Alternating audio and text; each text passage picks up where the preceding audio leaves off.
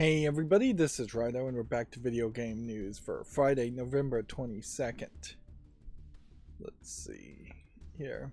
So I want to kill some time here at the front. I've had to do this for several streams lately just to see if the even higher video settings that I have set are going to cause any kind of network frame drops, or even rendering lags might be an issue, certainly. But yeah, as far as catching up, there's really nothing new to say. I've just been drug in a couple different directions, doing non-YouTube stuff, cleaning house, physically moving furniture, and yeah, that is just kind of all over the place. Physically, things are just all over the place as I'm trying to clean house here and make a little bit of progress here and make a little bit of progress there, but it is getting, I think, very ADD in that I'm not starting one project and finishing one project as much as I am jumping around. One of the major problems, here we can see Half-Life 2 is down to the 42nd as far as the player base. I don't think it's going to stay around on the top 100 that long. Top 100 of concurrent 24-hour concurrent player peak. But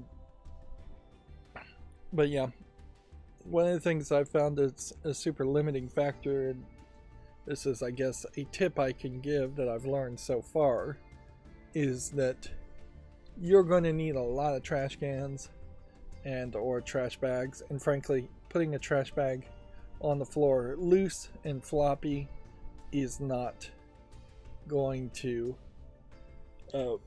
work in most scenarios. It's just not realistic that that's how that's going to happen and that's going to how that's going to work.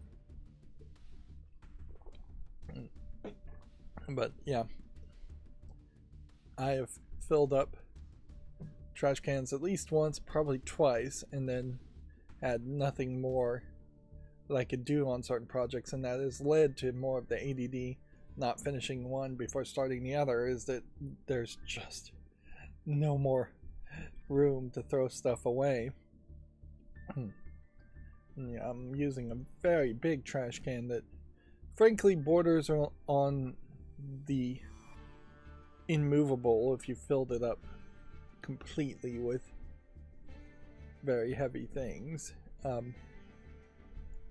And yeah, I'm definitely just running into some boxes that I need to clean out that have been full of fairly heavy things and just a lot of stuff. So yeah, I'm surprised at what I'm finding as far as most of it still being junk. Some of it in general is kind of fancy, but also useless, and there's just this utilitarian desire within me that both that an object either needs to be very, very much pretty, good looking, to be decorative, or an object needs to have a high utilitarian value and still be in good quality and good shape. There is perhaps also a point where something might be very pretty, but just putting square footage and committing square footage to something pretty is very difficult. And mostly, anything decorative is going to be something you want on the wall.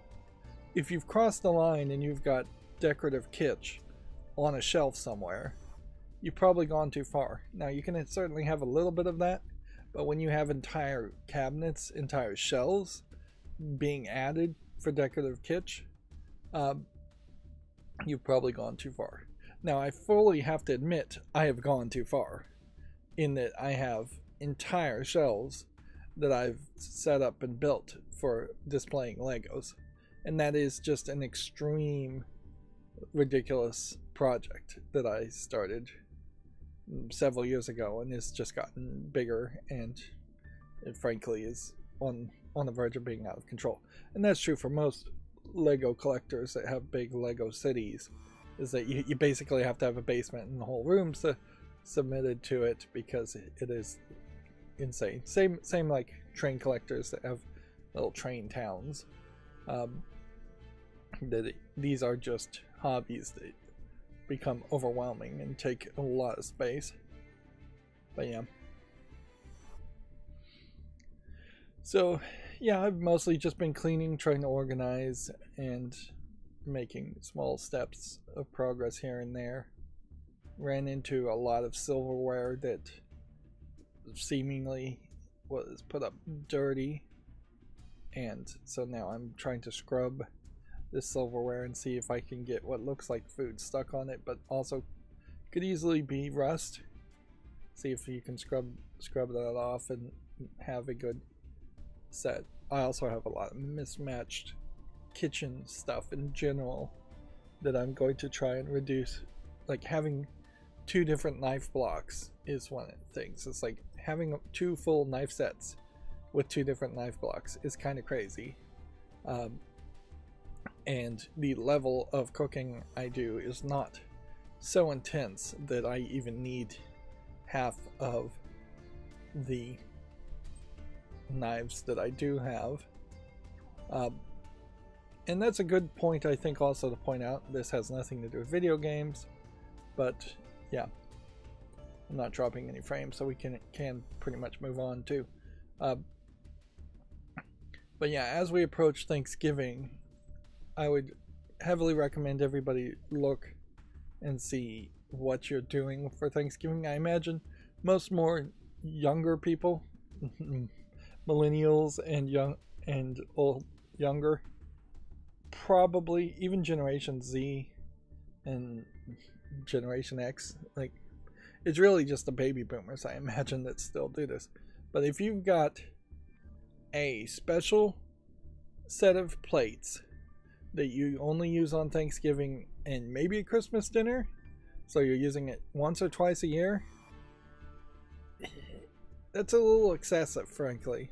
And you either need to consider, should we have more house parties, which not too many people really have house parties, and a lot of times when you're having house parties, it's more Super Bowl weekend or barbecues, things like that, where you're not using the fancy plates.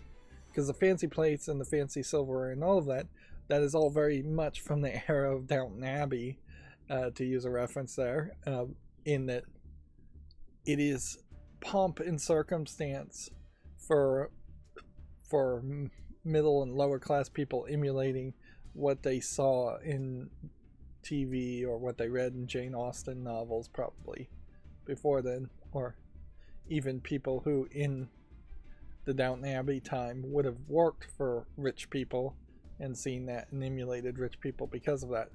But I mean, it's 2024. It's just kind of ridiculous to have anything that even looks like fine silver for as much polish and effort it takes to keep silver, actual silverware. I'm not 100% sure that some of the silver that you might find and that I might find isn't also full of lead. I just saw that older red painted plates, some of them are actually radioactive because they would mix radioactive materials into the paint to get a red ceramic paint look to it. So yeah, you just kind of don't know how many of these things had lead in them, how many of these things have some kind of chemical that we now know is bad. Now, in fairness, it's also worth pointing out that everything we eat nowadays is covered in plastic and full of microplastics. I was interesting when I got my new Moto G stylus 5G 2024. The entire packaging is made out of more recyclable material, and it looks to me like there's very little plastic. Maybe there's a plastic sticker to hold the box together, but there was no plastic on the front of the screen. The ink was printed with soy ink, even to make it more uh, environmentally friendly. But yeah, that's an interesting point. But yeah, to get back to my previous thought, I don't even think it was the original thought. If you're having a Thanksgiving and Christmas dinner with fancy dishes and fancy silverware that you only pull out, if you're having a carving knife set that you're using once a year, it's a little extreme at that point. That being said, there really is only one proper tool as far as carving a turkey. So if you're going to cook a turkey, using those unitaskers probably is the right move. But usually the recommendation there would be to have an electric carver. So if you have a non-electric carver, get an electric carver. But honestly, I'm not even sure you really need that much. But yeah, the fancy dishes, fancy stuff like that. Now fortunately, that's mostly just baby boomers that bought all that kind of stuff, and they certainly were living in an era where you weren't spending money on cell phone bills every month, and you were getting paid relatively a lot more, and you weren't buying just basic necessity as far as electronics, which some people, the basic necessity is just a cell phone. For some people, they have to have a gaming system or a computer. For some people, the want is very high for even more electronics. TVs have become like tissue paper, but the price hasn't gone down that much. And even tissue paper is fairly expensive. So yeah, that's the small bit of advice that, if it makes any sense, I would say is look around at Thanksgiving, have your nice Thanksgiving dinner on those fancy plates, and then think about getting rid of them. Think about the amount of square footage, well, cubic footage that an object is taking. Let's assume that your house, in a mortgage payment or rent, is costing you $1 a square foot, just to pick a round number. If a set of fancy dishes is taking, let's guess, 3 square feet on its base alone, you're going to need to either stack quite a bit up vertically to get to 3 cubic feet. Well, yeah. You're going to need to stack quite a bit to get what really would be closer to 30 cubic feet, assuming the ceiling is 10 feet off the ground. Yeah, and in most cases, that's not really what happens. You'll have maybe a 6, maybe a 7 foot shelf. They don't tend to build in cabinets or shelves that go floor to ceiling, even in kitchens, and you would have to cram it full to justify that and justify how much you're potentially paying every month to keep around that. And honestly, that's probably not even a good example, because the dishes are kind of small enough that it wouldn't be that expensive compared to larger things. And honestly, whenever I make this example, it's not an example of actually running the numbers. It's an example of thinking about how every single object in your house is costing you money to have it.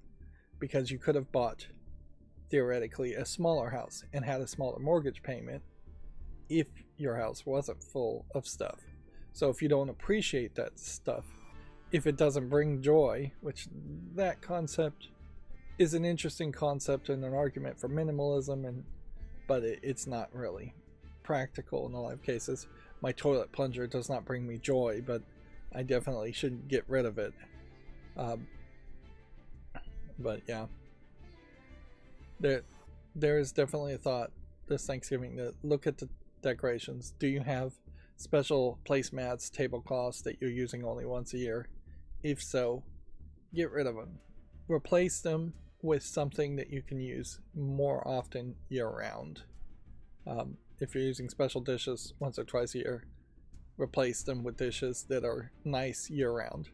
And that's really what you want to get, is you want pleasantries to feel pleasant to you when you're alone in your house year round. You don't want to put up this fake facade, this pomp and circumstance when showing other people, and then be eating off paper plates for the rest of the year. And the cheapest way to do that would be just start using the fancy dishes until they're worn out. A lot of times fancy dishes may not even be dishwasher safe. Wash them in the dishwasher anyway, see if you ruin them. If it works, it works. If it doesn't, you've found an excuse to get rid of it. Assuming if you can't sell the fancy plates, which probably can't. I was shocked looking at a Goodwill a few days ago of just how simplistically everything was priced. It was just like everything is $5, $6, $7, $8, $9, $10. That's it. Like a couple things were hand marked at $20 or $35. Furniture, it clearly wasn't in good shape, but even furniture was being marked at maximum at $35. Which, yeah, Goodwill has its own weirdness as far as how it runs its business. That's a whole argument on itself, and again has nothing to do with video games. Alright, well, I'm not dropping any frames, so eFootball looks like it's new. Let's actually get into the stream now that I'm somewhat warmed up. This is still a nightmare scenario where I'm just not doing the right thing as far as making content. And my channel's not getting recommended. My YouTube shorts aren't getting as many views as they once were. It feels to me like something may very well have changed, or there was just an oversaturation of YouTube shorts lately. But it does seem like maybe the algorithm itself has changed. But yeah, my channel's not progressing towards 1,000 subscribers. It's kind of backslid and lost a couple subscribers, and watch time is still as low as it can be. And I'm just actively being distracted here, which is actively damaging my chance of ever getting my channel to be more successful. Steam has joined Blue Sky, so we're continuing to see a push from places like Reddit in particular to make a movement to move away from using X/Twitter. There is also another event that is happening that is not being promoted on the front page, as far as I can tell, on Steam, which is a LGBT promoted sale. Yeah.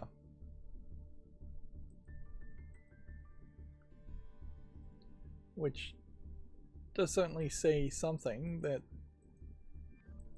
Steam possibly would have been one of the kind of companies that would have promoted that a lot more in previous years, but I think they are probably trying to stay hands off and not come off as woke, even if that's not really what the sale is doing. There is certainly something sleazy around the idea of having sales to promote social clauses. That certainly needs to be pointed out, and it certainly has just been an issue around games that promote themselves as being super progressive and having a message, in that often those games aren't that good, or and often they're just like visual novels that are trying to get more sales. It'd be one thing if all of the games were free, but that is definitely not the case. And certainly it also is worth mentioning that gaming is such a wide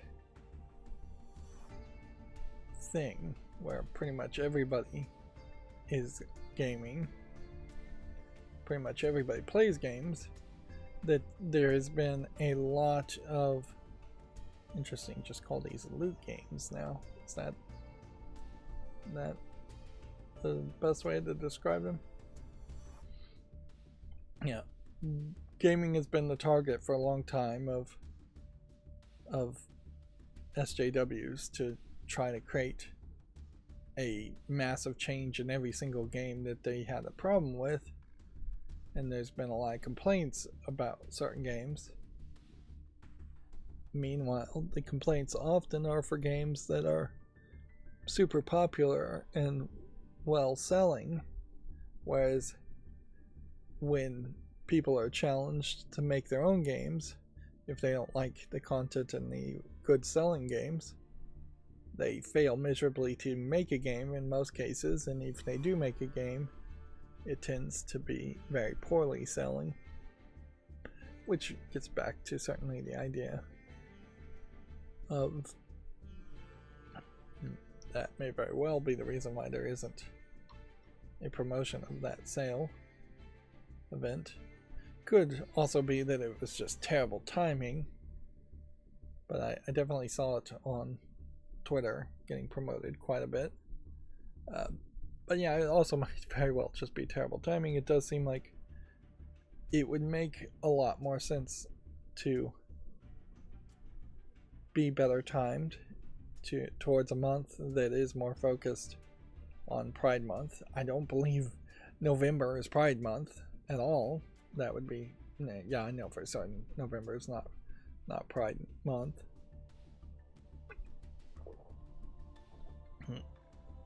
But yeah,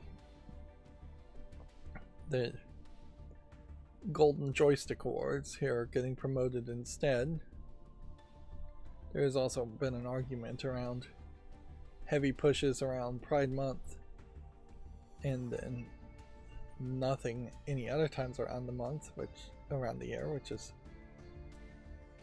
is performative and stupid. So what am I looking at here?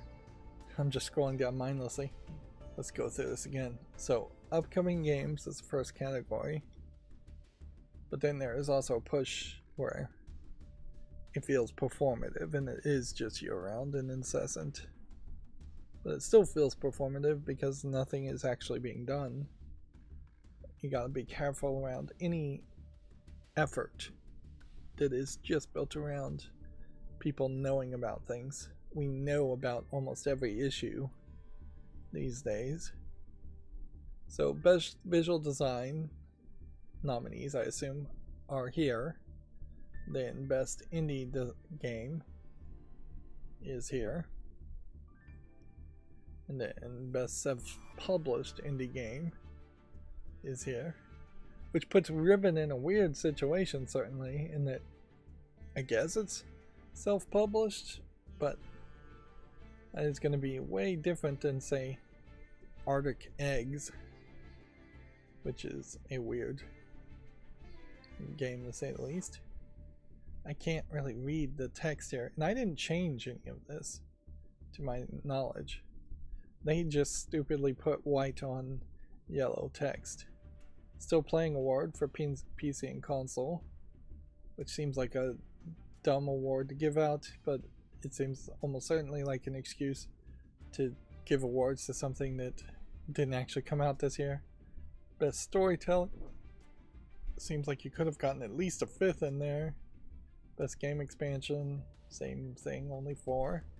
Best audio design, best soundtrack.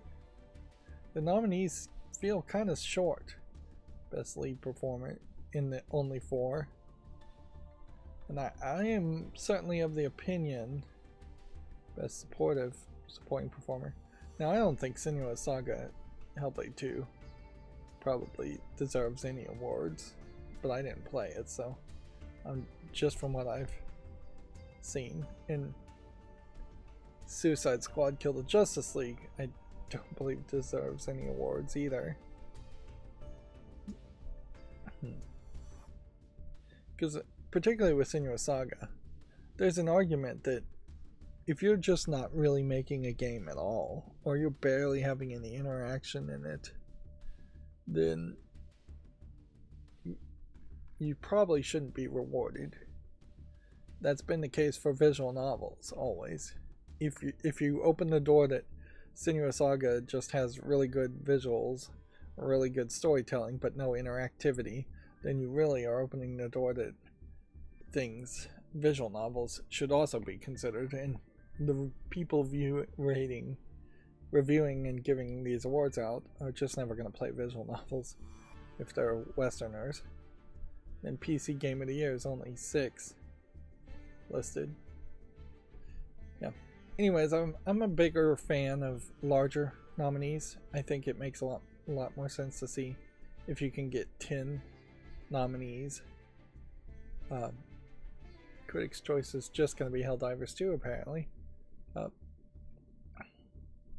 then the Most Wanted Award. Didn't know Fable had a page. Never even heard of Light No Fire.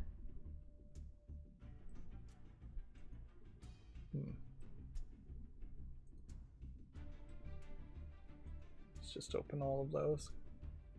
And Streamer's Choice is Chained Together, which that really was more of a flash in the pan game. Yeah, I don't think too many people are even playing it. Still, streamers even. But yeah, if I was running an awards, I would definitely try to have more diverse awards and just more things getting nominated in general. I think there is something to be said, certainly, about just a diversity of region too to be considered there. In that, if you just said best North American game, best South American game, best African game, best European game, best Asian game, best Australian game, something like that, or Australia's favorite, something like that, or South America's favorite. Just breaking it up even into those large land masses would be a way of saying, hey, there's more of a fandom here for certain games, particularly in Asia, and there really is an argument to break up Asia. Best Japanese game, or Japan's favorite game, Korea's favorite game, China's favorite game, Russia's favorite game, if you could even get some numbers there, India's favorite game. And yeah, you could certainly go down the deep well of just subdividing it more and more. Instead, all of these awards really come off as Western centric, a little bit of UK, a little bit of Europe, but mostly just North America, United States.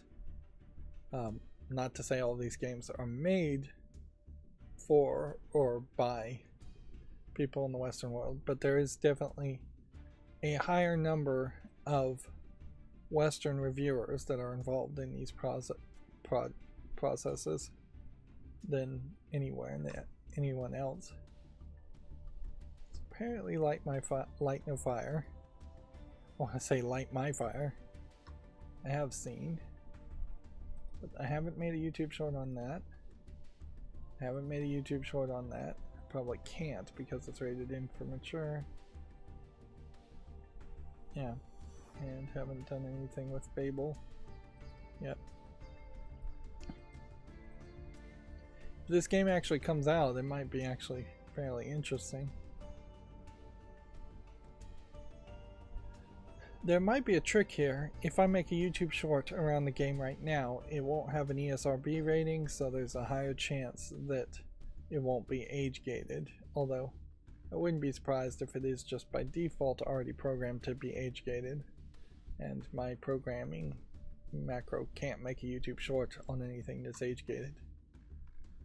DF Retro just put out a video talking about the Stellar Blade PS5 Pro patch, saying that it's the best patch that they've seen so far. As far as what the PS5 Pro is actually doing, is adding a temporal upscaling element to it, which, done even perfectly, still isn't really perfect and causes pixels to be generated like any upscaling would, and causes pixels to kind of dance around instead of staying more in the same place. And I heavily question if temporal upscaling is just not the way. But as far as FSAA, I think is what it is, or FSA possibly is what it is. I don't know. I don't pay attention enough to the initials and the details on the Retro. But yeah, ideally it's still just not really what I would want. I would rather see something at its base resolution or upscaled just by pixel multiplying. 1 pixel becomes 2 by 2 pixels, instead of trying to get into fancier things. It is also worth pointing out that in a lot of the options on the PS5 Pro, you're pushing it past 1080p, so unless you have it plugged into a 4K TV or a 2K TV, if you happen to have one of those, or an 8K TV, you're really not going to see any improvement on that aspect. You might see frame rate improvements, which is probably what more people want anyways. But yeah, and if the PS5 Pro games can run at 1080p native and are going 60 frames guaranteed, somewhere closer to even 120 frames, that would be great. But frankly, most games can't even do 120 60 frames, not let alone 120. Let's see. So in reference to that, apparently the Silent Hill 2 patch claims to fix the PS5 Pro issues. It is perhaps an oversimplification for any of them to say they've fixed all the issues. I imagine somebody's going to find some issue, but maybe they fixed a lot, or maybe they didn't. Inherently, I've always benefited from playing older games because patches tend to fix the issue, plus having just more powerful hardware tends to fix issues too.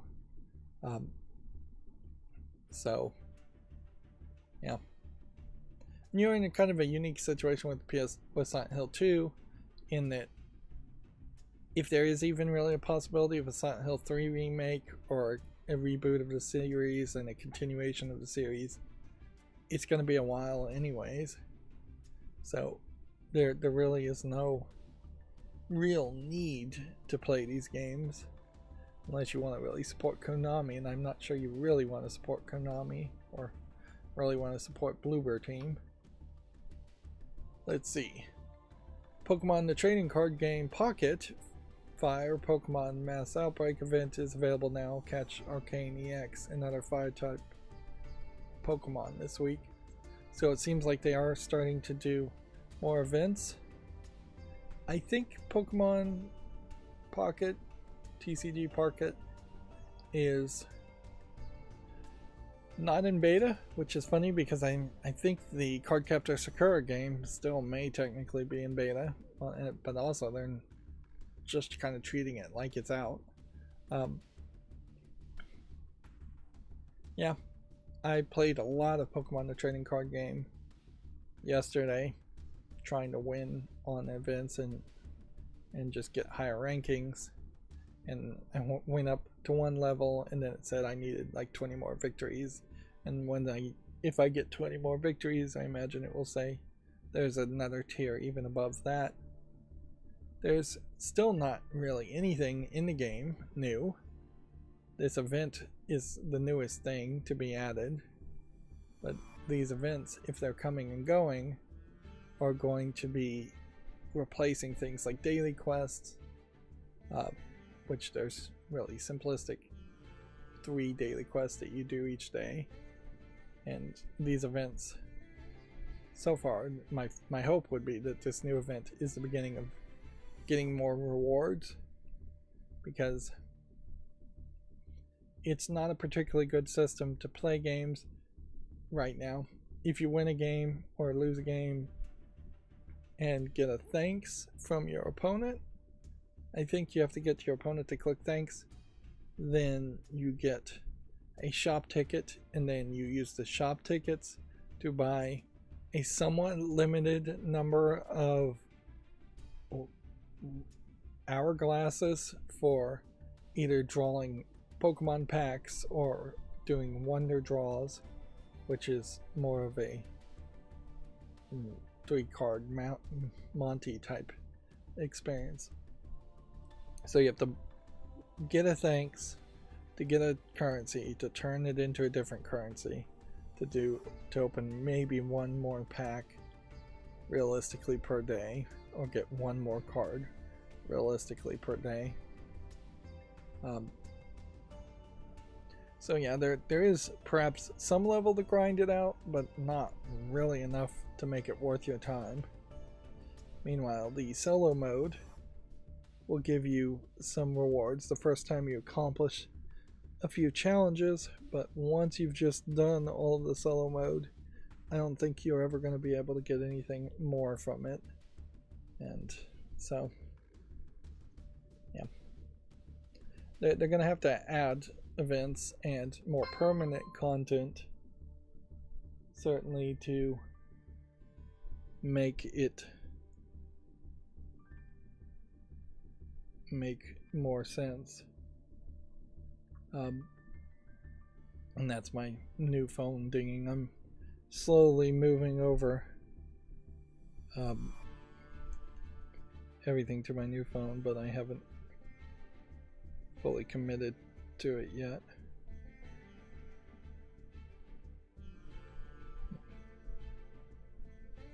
And certainly I'm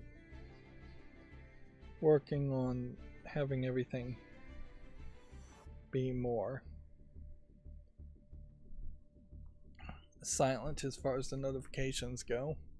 I'm not trying to put it in do not disturb mode, but almost every single notification I get, I don't need the phone to ding at me.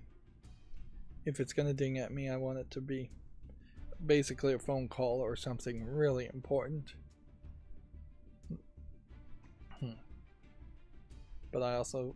But Android 14 on this Moto G stylus 5G, which, by the way, there was a Slick Deals making it basically 40% off, so a very cheap phone, relatively speaking.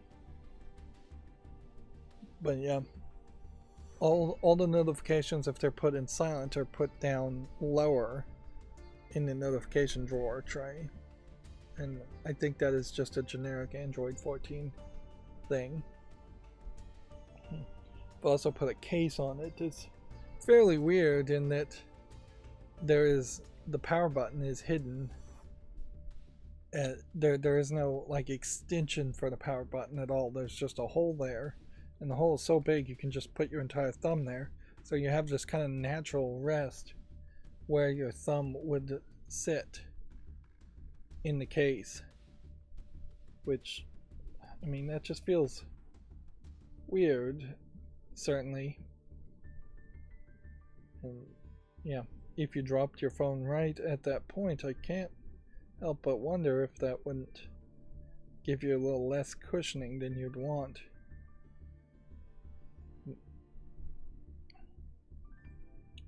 Yeah, I was shocked at myself, frankly, that there was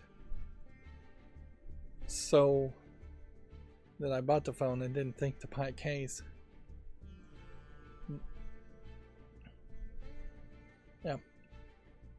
It's a shame, I will say, before moving on, that there isn't more to promote Pokemon TCG Pocket. I do believe now, having looked at the previous game, that there probably is a change and that Pokemon TCG Pocket is probably closer to something like Yu-Gi-Oh! Rush than what the original Pokemon TCG game is. Although I guess it's probably closer to Yu-Gi-Oh! Duel Links than Yu-Gi-Oh! Rush, in that I think the original Pokemon TCG had a board in which you could have 6, maybe even 7 Pokemon on the field getting powered up, getting energy, and there might just have been a little bit more you did as far as drawing energy and placing energy. I don't think the game ever was super complicated where you could play more than one supporter card per turn, but that might be something new to Pocket, is that you can only play one supporter card per turn and that you only have 3 Pokemon on the field. You probably were playing the 6 points in the original Pokemon TCG, so it seems like they've just made a few tweaks without actually changing any of the text on the cards, as far as I can tell. I might be very wrong about that, but yeah, bringing it down from 6 victory points to 3, having EX cards like this count for 2 points, speeds the whole process up, potentially only allowing 1 supporter card played per turn, speeds the whole process up. The number of cards in a deck might be smaller, which, yeah, that would speed the process up too. But yeah, I imagine, considering the reception, though, whatever has been changed in the Pocket version is being received fairly well. Because, yeah, I'm not hearing any real complaints, and they seem to be making money hand over fist. Which is funny, certainly, because the kids who are spending money are probably not getting very much for their money as far as opening new packs and things like that. It's probably not helping them much. I have almost a complete collection of cards already in the game, and I've been free to play since day one. Moving on, Virtual Fighter 5 is getting a Steam remaster called Virtual Fighter 5 Revo. The remaster has 4K graphics and rollback netcode. Now, I guess the question that I would like to know here is, when did Virtual Fighter 5 come out? Because this kind of more cartoony, bright and colorful art style, soft CGI, doesn't particularly date it that much. And I guess in the fighting world, this is another example of initially installing rollback netcode, which is what everybody seems to want. And it might also be a bit of a symbol that the fighting community, which has always been kind of conservative and not super willing to embrace the newest versions of games, they may just becoming more and more nostalgic and wanting remasters instead of new games. Which, in fairness, I don't know if any of the new games have added new characters or moved the story forward in any fighting game in any way that anybody has appreciated. Certainly the Mortal Kombat reboot, while it may have caught a few people's attention, didn't knock people's socks off. And it is almost certainly a fallacy to talk about Mortal Kombat at this point as if it is a major fighting game, when in reality it is just a name I recognize because I grew up in an era where Mortal Kombat was talked about a lot. I don't think tournament fighting with Mortal Kombat happens that much. Alright. Donkey Kong Land is now available on the Nintendo Switch Online. Is that the Game Boy game? Yeah. That's what I thought. Land for Game Boy games, country for the Super NES game. It's based on Donkey Kong Country, but it's actually a different game. Yeah. Not even sure. I kind of think it's a black and white Game Boy game, not a Game Boy Color game. Or for grayscale Game Boy game. Dragon Age: The Veilguard's latest patch has 57 improvements and bug fixes. So, yeah, check that out if you're interested. Let's see, Star Wars Outlaws Lando's Story DLC is out today. The game is also now available on Steam as of today. Let's see if we can find a Steam link. It is also worth pointing out that the forced stealth,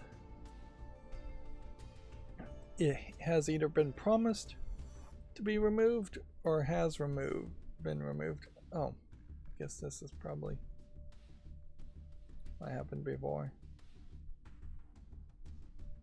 So the Steam link, open that instead of an actual link from Video Games Chronicle.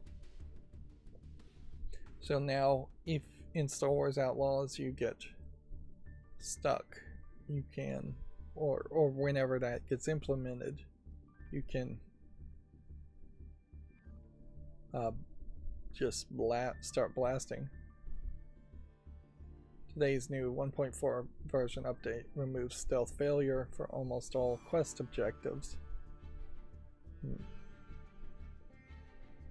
Yeah, that frankly is probably the bigger news.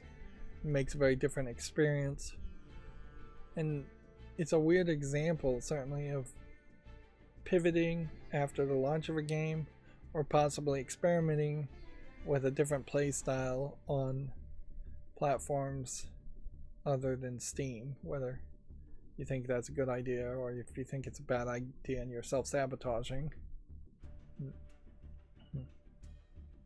There might very well be some people inside of video game companies that have a real desire to see games launched day one on PC on Steam and are actively sabotaging sales on the PlayStation or the Xbox or the Epic Games Store, so that when the Steam version launches 6 weeks, 6 months later, whenever it's outside of that initial launch window, then you can put in a patch and get a whole different audience and get a lot more sales. But that is an incredibly risky thing to do, because you may just ruin the reputation of your game and lose sales overall and just get laid off. So you would certainly have to take on a massive amount of risk to do something like that. Let's see, Roller Coaster Tycoon Classic is coming to the Switch next month. Includes Roller Coaster Tycoon 1 and 2. Interesting.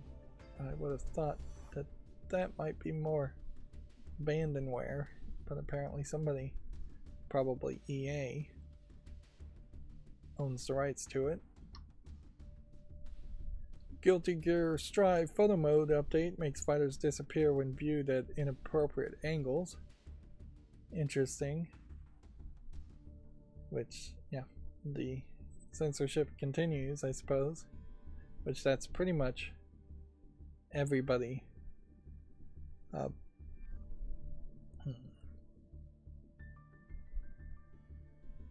Pretty much everybody does that once, just to see what happens. So yeah, in Japan it changed from a 0B, which was 12 plus, to a 0C, which would be 15 plus.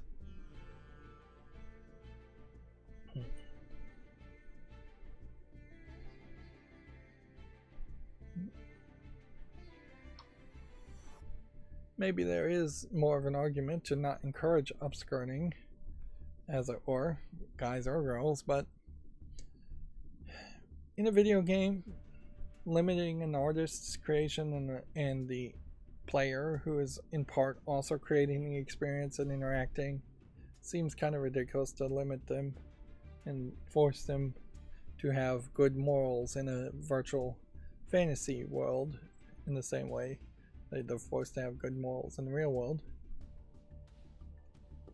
And frankly, I don't think that there is a ton of gamers out there in Asia that are doing upskirting.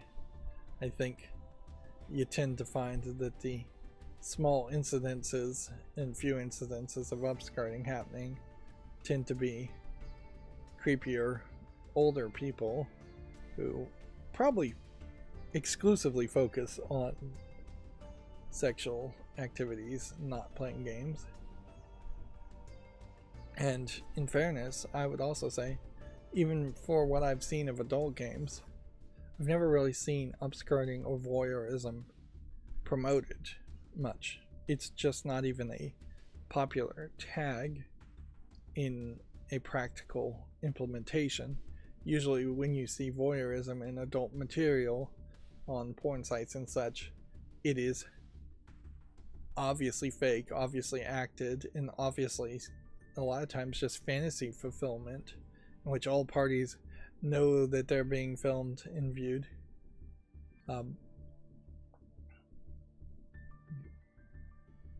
And frankly, voyeurism as a fetish kind of falls away when you're on a porn site and people are just showing you everything and willingly showing you everything.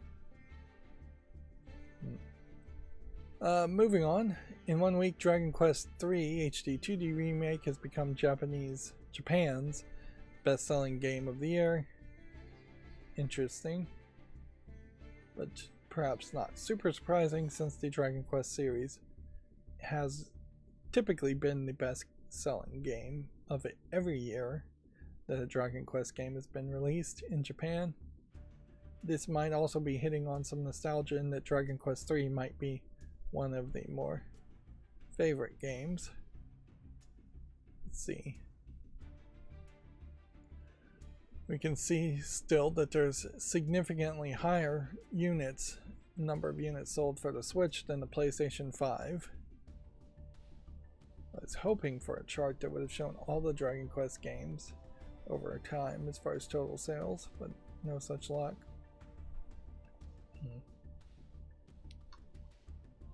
Final Fantasy VII Rebirth director says he wanted to avoid fan service and keep players guessing. But the director says handling the game's iconic ending was a trap. Which, yeah.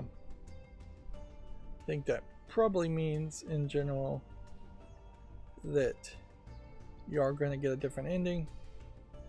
And as far as what he means by fan service, I don't know if he is really expecting using that as the phrase as far as cheesecake fan service, or if he's more using it in the more generic fan service, as in putting in content only to really appeal to fans. And cheesecake fan service being more skin showing and lewd imagery, which I don't believe there was any of that in Final Fantasy VII in its terrible low polygon graphics of the original release, and I don't expect there'll be any of that. That being said, there's plenty of fan-made Rule 34 content around the Final Fantasy VII characters. Well, just because it was a big property, perhaps not too much these days. Certainly have not been seeing anybody cosplaying as the two main female protagonists or any of the other Final Fantasy characters, Final Fantasy VII characters lately. You'll get a rare exception every now and then, one person cosplaying that way. But while the visuals here have been updated, the visuals also are not particularly that crazy high fashion way. And like this character, I can't even tell you the name of this character. I wouldn't recognize it as even being in a costume from what I'm seeing here. It's just a jacket with buttons and a necklace. And that's just good fashion. It's not particularly crazy anime-esque fashion. In a weird way, Final Fantasy established the crazy anime visuals in video games, and it's weird that this new director or this new version is really backing away from that. CD Projekt has no plans for a Cyberpunk PS5 Pro patch. Says it won't update Cyberpunk for Sony's new console, which is an interesting and perhaps damning statement on what games are likely going to bother to have a Pro patch and what games aren't.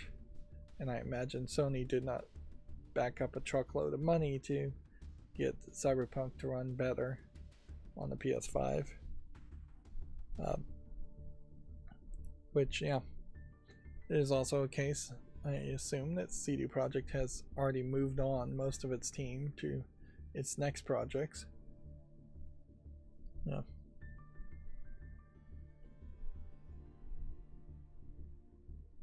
So we'll leave it at that. Star Wars Outlaws removing stealth from almost all the quest objectives. We already talked about that, but that is certainly a drastic change. And arguably, there should have just been more game testing earlier so that this would have happened before the game was released. They put themselves through a lot of pain for very little good reason. Unless, again, they were trying to self-sabotage. Stalker 2 studio outlines plans to smooth the game's rough edges. Apparently, Stalker 2 is out now.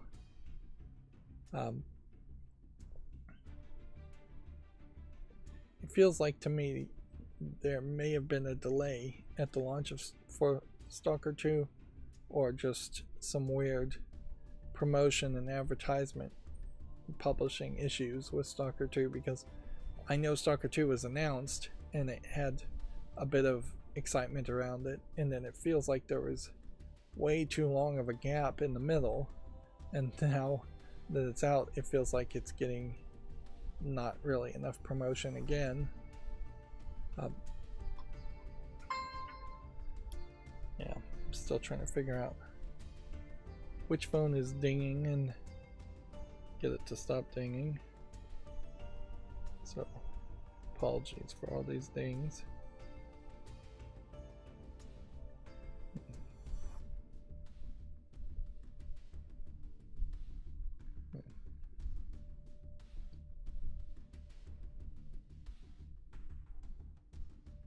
Supreme Court apparently allowing a multi-million-dollar class action suit against Meta to proceed, which I imagine means it's going to be thrown down to a lower court after that single issue had been decided. Let's see. The PlayStation 5 Slim 30th anniversary console restock is coming to the US this Thursday. Sony will be selling more PS5 Slim 30th anniversary consoles on November 21st.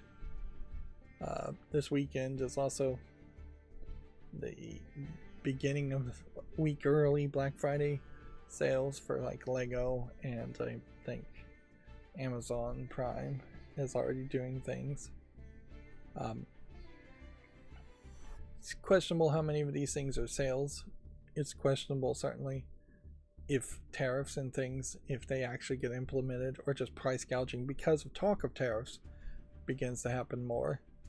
That this probably is a really great time to buy anything that might be imported, which is basically anything. Electronics, it probably going to get targeted if there were targeted imports instead of blanket imports. Furniture, certainly. Cheap furniture mostly is coming over from China these days.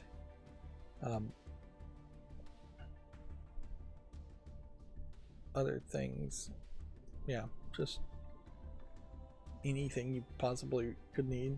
Sadly, those aren't like super practical things, though. Like, and runs on toilet paper, for instance, is crazy because, as far as I've heard, like 90% of all toilet paper is made domestically and not imported, which makes a lot of sense. Food, it's gonna probably, a lot of it's gonna be made domestically. bigger ticket items in electronics, things that aren't made domestically. Appliances might be a great time. Get a new washer dryer, something like that. But of course you could hurt yourself very badly overspending and find that nothing changes and that you've overpaid on something that is barely on sale. Nobody can really predict the future. As far as video games and video game consoles, you might as well buy a Steam Deck if you want a Steam Deck this Christmas. You're not likely going to get a new version. If you wanted to build a brand new computer right now, now's almost certainly a great time to do that. There's only a little bit on the horizon that might be slightly better, but if you get that 9800 AMD CPU, that is the one to get. Of course, that may be very overpriced at this point, even now. But I can't really recommend PlayStations. I've seen some controllers for Xbox and PlayStation on sale, and maybe there's an argument to buy a PlayStation controller and an Xbox for PC gaming, but Steam controllers seem to be slowly getting developed by third parties, and at some point I think a third-party Steam controller may just objectively be better than using an Xbox controller with Steam input being built into the third-party Steam controllers. But yeah, I can't recommend an Xbox. I can't really recommend a PlayStation. If Nintendo Switches were really cheap, maybe get another Nintendo Switch if you have a banged up one with stick drift and all that. But if you were just replacing it and you had a lot of games already, but there's a great argument to save your money until the next Nintendo Switch console, because the next Nintendo console is going to be backward compatible. So there's not a good reason to buy any of the consoles this year other than PC. And PC still has its problems. I'm getting all the components to build a new PC, but I may very well have to take it very slow to install Bazzite and get it running and get it all set up. Windows 10 is getting more annoying. They installed a Copilot button into my start tray. It did a full screen warning that Windows 10 support is ending. It's just not treating people with Windows 10 well, particularly since my computer is not compatible with Windows 11 and just can't upgrade even if it wanted to. And at some point we are going to just have to hit a point where you're going to have hacks and cracks put on your Windows just to get it to stop being annoying and stop updating with annoying crap. Meanwhile, Windows 11 is not offering anything new. Even slick deals I saw for like the Pixel 9, if you go through T-Mobile, it is selling the Google Pixel phone with Gemini, and I think there is a great argument for parents in particular, but also just people in general, to avoid anything with AI built in it, avoid ChatGPT, and don't fall into the trap of leaning in and using those things. And I've used them in a couple of cases and found it very helpful, but the truth is, I know I am a bad writer, so when I use ChatGPT, I'm admitting completely that I'm a failure as a writer, and I'm never going to get any better. Particularly for parents, making kids learn how to write on their own and be creative on their own makes a lot of sense. There's just going to be this danger in that as AI assistants become more and more of a thing on Windows and even Google Pixel phones, kids are just going to learn to lean on that and cheat. And they may just find that they get caught every now and then, but they may get away with it 3 times out of 4 and be more than happy with that. Or they'll cheat outside of realms where they're really being checked. Even the quick responses on text messages have almost certainly led to laziness, where you just get pop-ups on text messages to say okay, thanks, things like that, which may be what you would have said anyways, but it certainly isn't encouraging people to write slightly longer text messages and have actual conversations. Anyways, I'm ranting. Dragon Age Veilguard and Silent Hill 2 launch sales were relatively slow in Europe. Call of Duty Black Ops 6 sales are off to a fast start in Europe. Remember, Video Games Chronicle articles like this are European centric. But yeah, it does perhaps point to how European audiences are really only looking for Call of Duty style games, and probably FIFA style games. Alright, that's going to bring us to Gematsu articles. Honkai Star Rail version 2.7 update, a new venture on the 8th Dawn, launches December 4th. Stalker 2 Heart of Chernobyl sales have topped 1 million. Which, okay.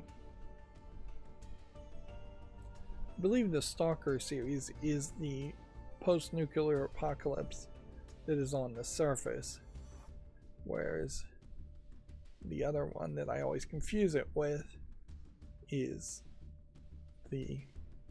more underground, or 100% underground.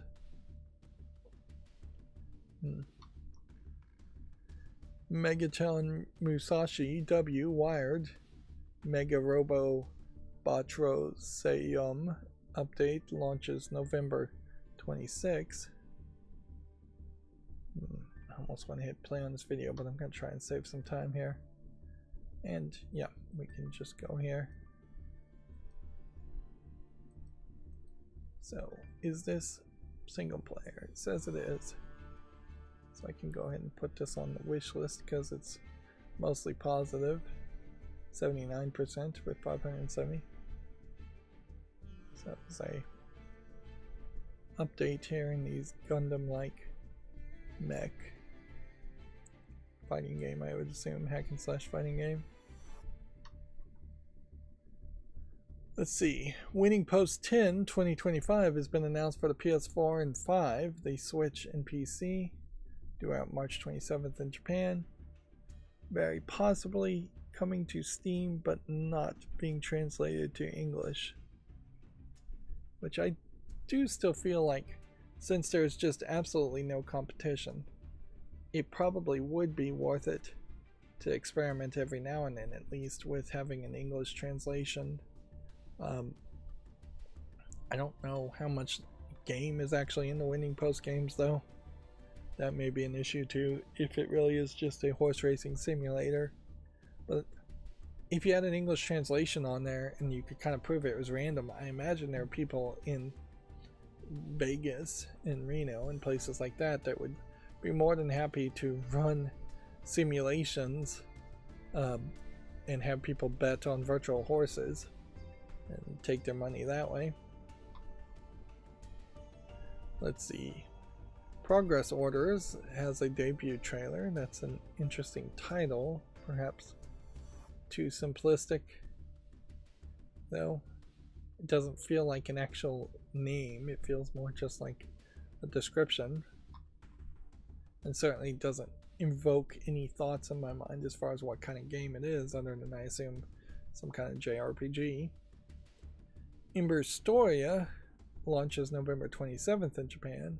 And while that game doesn't evoke much other than probably a JRPG, at least it's a notable name that I recognize is a name. I assume it has Ember in the story and story in the story. It's from Square Enix. So it does also, I guess, hint at not every single Square Enix project was canceled.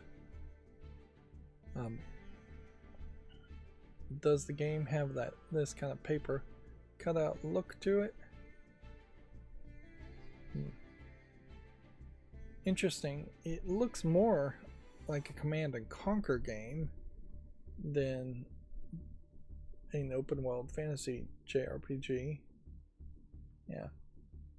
You have like a whole city building aspect. I guess that does kind of point out something in that that kind of game, the Warcraft, Starcraft style games, really never did get embraced by the East well enough.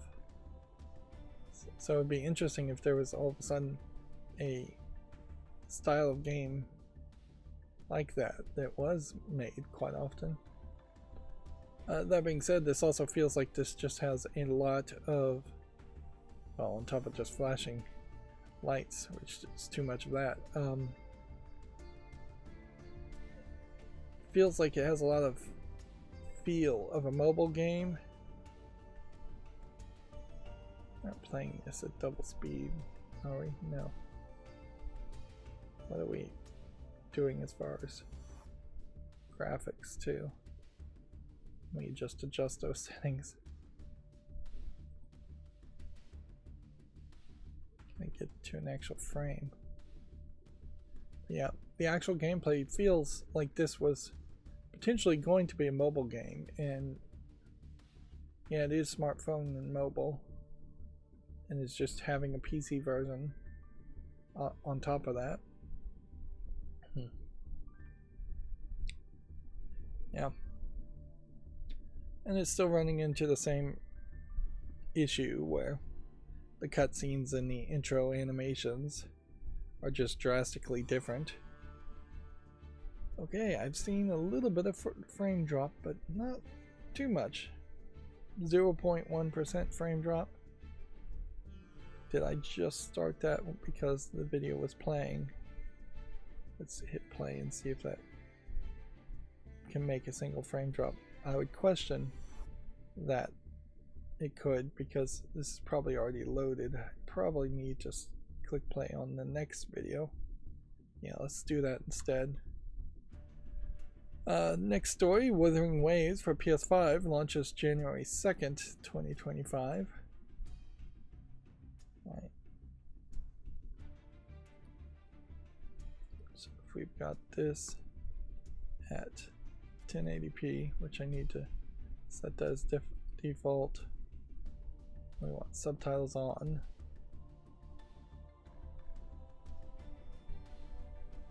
Let's see if playing this make the frame drop because of network.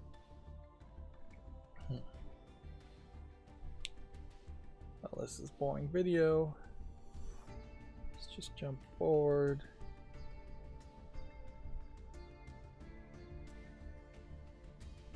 Yeah, 3/4 of this video is just him sitting on a stage talking.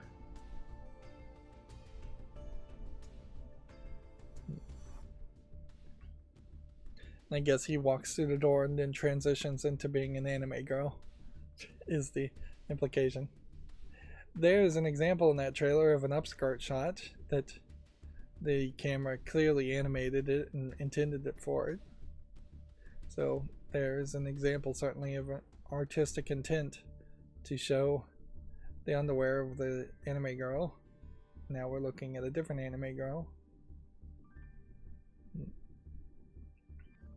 But yeah, it does not seem to me like I can trigger network frame drops, even at 1080p video, which is a good thing. Here we're up to the third anime girl, and that is slightly an upskirt shot, even though it's not actually showing any underwear.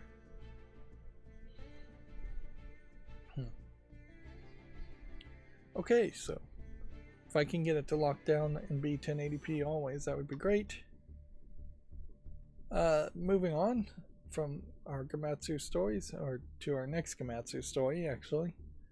Virtua Fighter 5 Revo has been announced for PC. Do we have a Steam link? Yes. Still would like to know when Virtua Fighter 5 was originally released. I'm not getting that information. Donkey Kong Land added to Nintendo Switch Online. Hela has been confirmed for PS5 and Xbox Series. It's a Scandinavian folklore-inspired open-world adventure game, which that certainly is a mouthful. And yeah, I guess there is not a ton of Scandinavian games out there. Inherently, I do think game developers should dive deep, dig deep into the histories and cultures of people to tell more unique, interesting stories. But they tend not to sell, in fairness. Let's see, Rendering Ranger R Squared Rewind has been delayed to early 2025. Which, again, that's a lot of R's. Snufkin, Melody of Moomin Valley, is coming to the PS5, Xbox Series, and Windows. The DLC Fuddler's Courtship has also been announced. I think this is a game I kind of had already known about, and it may already be on Steam. I think it's also trying to be more of a kid-friendly game.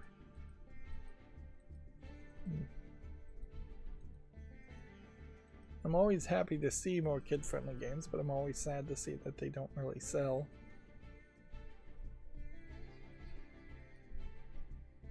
If there are tariffs and the price of electronics skyrocket, we may very well see the worst-case scenario for gaming as a whole, and that there might be a generation that is just not capable of getting new consoles or new PCs.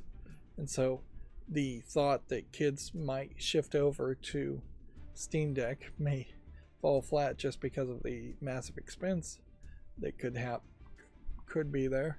And we may just see a generation of kids that played the Nintendo Switch and then just never got another console, and so they stopped playing games, and I don't know what else they could do otherwise. They'd probably just play more mobile games, and that would be weird. Certainly, I guess that's what you see in the likes of China, is that you have either a lot of video game cafes, or you have a lot of more mobile gaming where they already have a phone and they don't have to buy any more hardware. And most of the games are free to play or free to start, so you don't have to actually buy the games. But yeah, that certainly would hurt Steam Decks, that certainly would hurt PC gaming, and certainly could be the case. But yeah, that's certainly a worst case scenario to consider. Moving on, the turn-based volleyball and dodgeball hybrid fantasy game Smash It Wild has been announced for PC.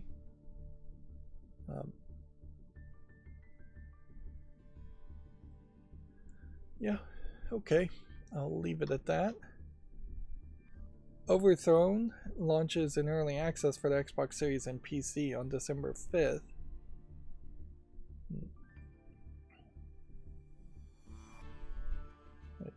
Okay. Let me get a better idea of what this game is. I actually do need to know what these games do. Otherwise, what I'm doing here is kind of pointless. Yeah, still really not doing the things it's supposed to do. And honestly, I should be hearing the audio here. I don't know why I have this muted. Whitelist this domain. Yeah. Now, you shouldn't be hearing any of the audio, but I should be hearing it. That being said, I could probably turn it down quite a bit.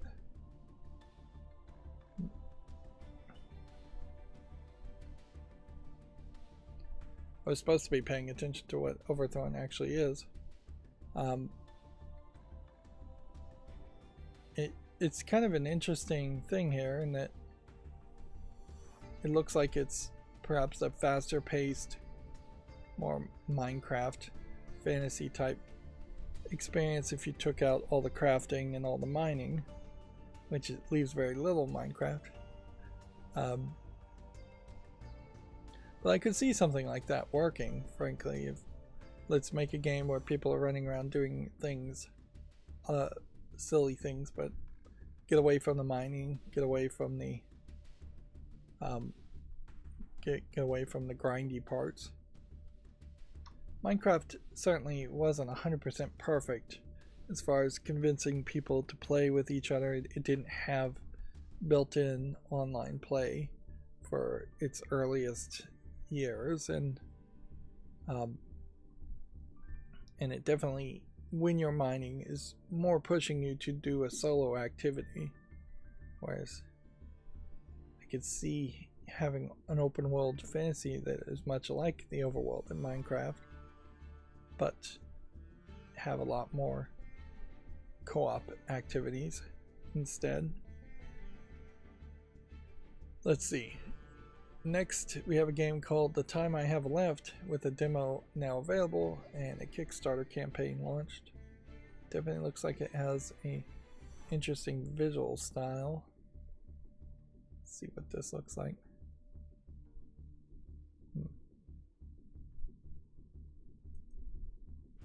Yeah. Again, the audio is not playing, and you should be hearing this.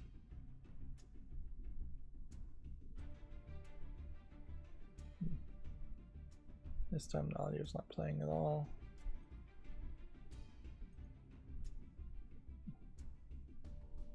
Probably because I needed the page to load after I whitelisted the domain, so I probably fixed that.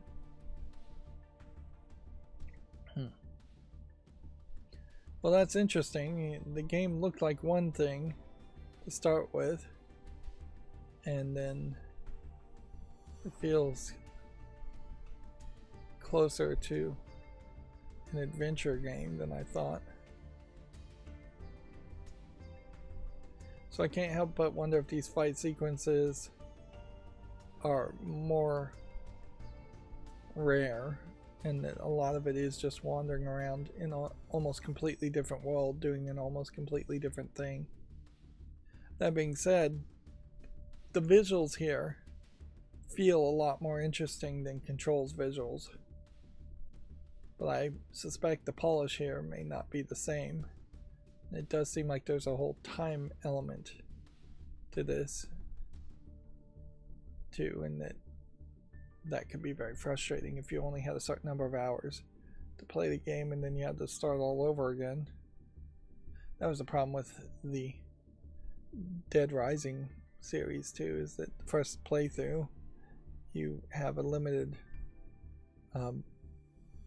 experience, limited amount of time you can play the game the first time.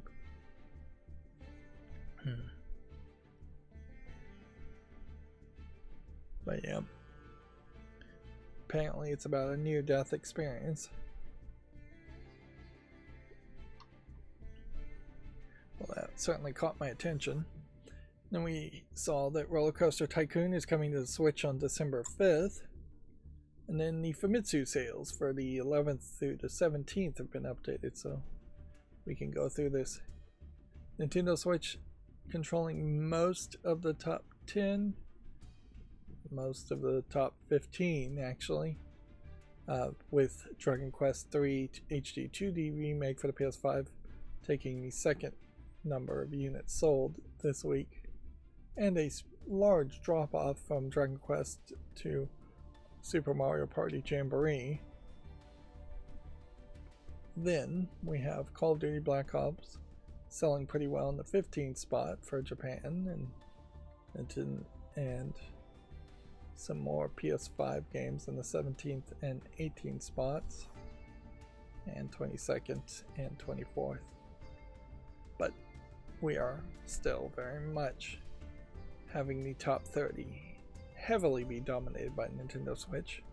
Hardware sales for the Switch is hugely higher than PlayStation 5 sales, and even Xbox Series X and S sales are shockingly high these days. The new 2DS is finally off the list of the top 10, but what's funny here is you have hardware sales going to just the top 10, which is almost certainly a decision, and they don't include PC. And if you were to really add it together, there's 4 different consoles here. There's Switch, which is also the light version and the OLED version. There's PS5, which is also the Pro version. And then there's Xbox Series, which is also the S version and the X versions and the digital editions.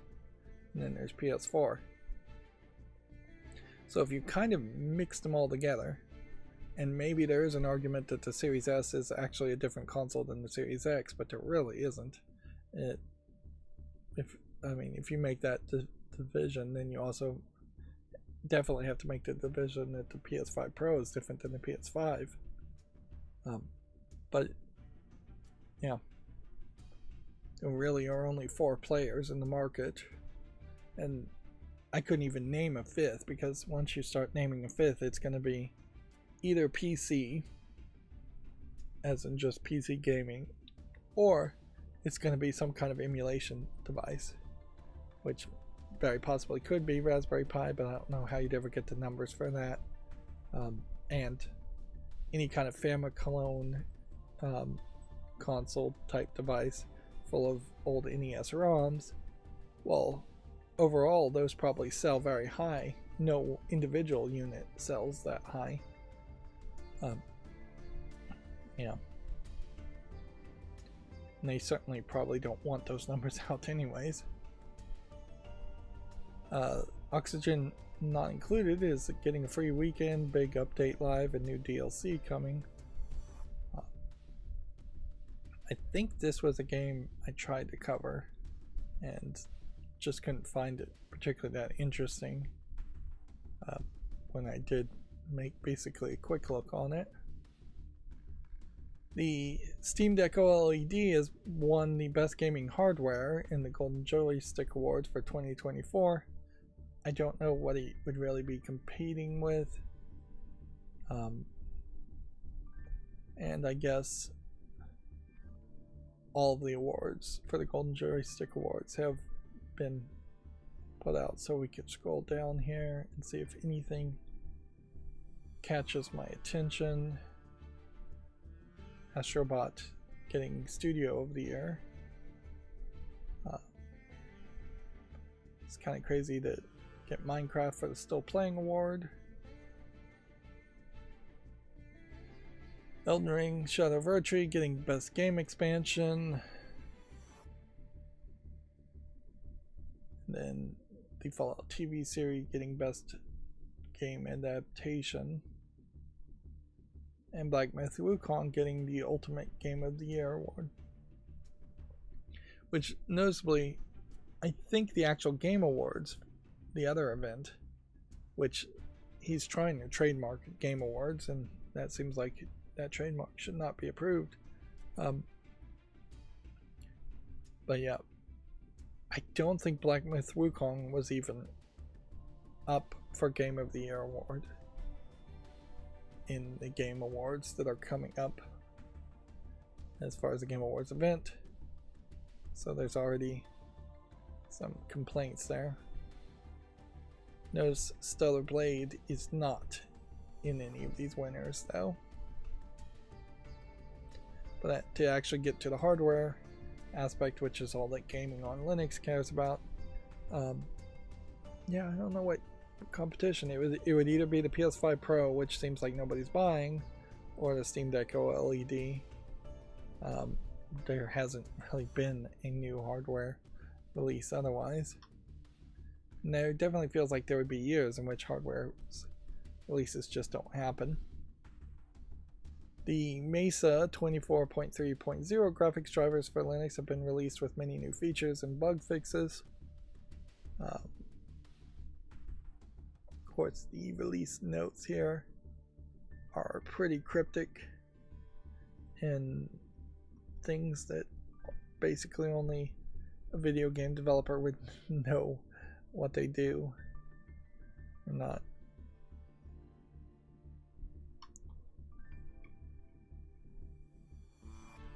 Let's see, Kathy Rain Soothsayer has been announced, and there's a demo available. Kathy Rain 2 Soothsayer has been announced, which I may own Kathy Rain 1, but I definitely haven't covered it.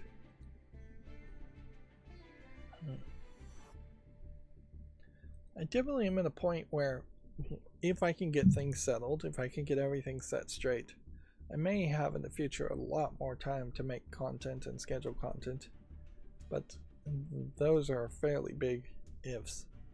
Like, I may very well not get things settled and may be in a very bad situation if things don't get set straight.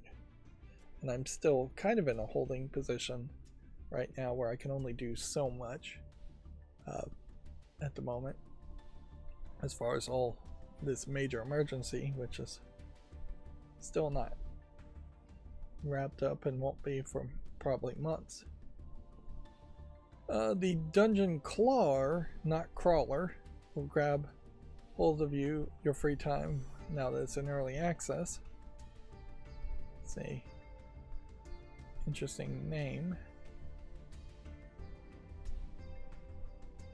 This was the Claw game. I've already seen it, and it's been rated very positive. So it's in early access though.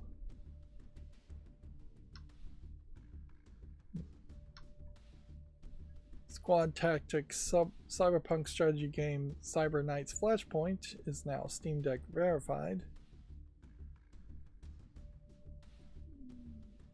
Which, yeah, I'll make a YouTube short around that. Kronos Group has taken over cross-platform slang shading language from NVIDIA. Which I've never heard of this slang shading language. So I guess it potentially could be multi-vendored and more of an open standard, but very possibly not open source. Yeah. I'd have to question and investigate how many games actually use the slang shading language. That's another thing where I've often suggested it would be nice to make an IMDb for game developers, and they would credit them and be half IMDb, half LinkedIn. Well, certainly in that, it would also make a lot more sense to take all the credits for certain softwares and make that its own subcategory, where if something has Bink Video on here, here's every game that we know of that has Bink Video on it, in it, using it. Not that too many people actually care whether a game has Bink Video in it or not, but it certainly would be good for historical and research reasons, and sometimes it would be better, I think, for people to do more projects that did put more facts and historical information on the internet and less just entertainment stuff. When you look at something like Comic Vine, there's certainly that kind of labeling, and Giant Bomb, same thing, in their own Wikipedias or wikis. Let's see. Steam is also getting proper Season Pass support, which sounds weird. with clearer guidelines and refunds for cancellations. The question here is what season pass is really being included here. And I guess I misread this when I first read it, because I was thinking it was more like Steam and Valve was going to come out with a Game Pass like model, like Xbox Game Pass, where you get free games. But now that I'm reading it and thinking it through more, season passes actually mean per game, which there has been a long problem, certainly, in that season passes often have been listed as DLC, and then buying the season pass also allowed you to potentially buy individual DLC and double dip. It seems like they're gonna try and improve on that, although maybe they're not actually going to improve on the double dipping so much.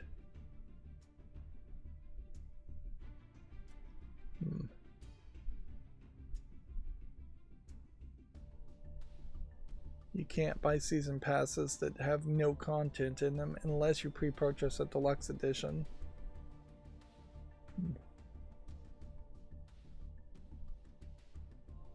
They want expected release dates for DLC.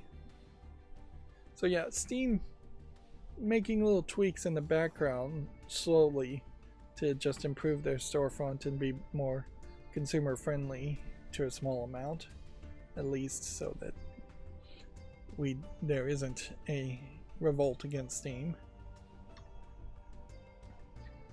Itch.io store now requires AI generated content disclosures for assets, which I believe Steam required that several months ago. So Steam clearly is a feature leader in a lot of cases, although they aren't leading very much in that they don't add a lot of new features. That they are much more just tweaking rules and regulations.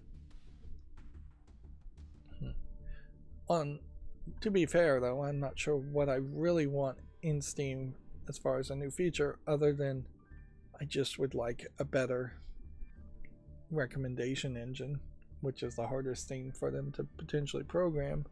I want something that would suggest things and compare things better, instead of just suggesting the top 10 games that everybody is playing over and over again. There almost certainly are hidden gems on Steam I've never seen that I would be interested in playing. The engineering puzzle game Polybridge 3 has become Steam Deck verified with a major update.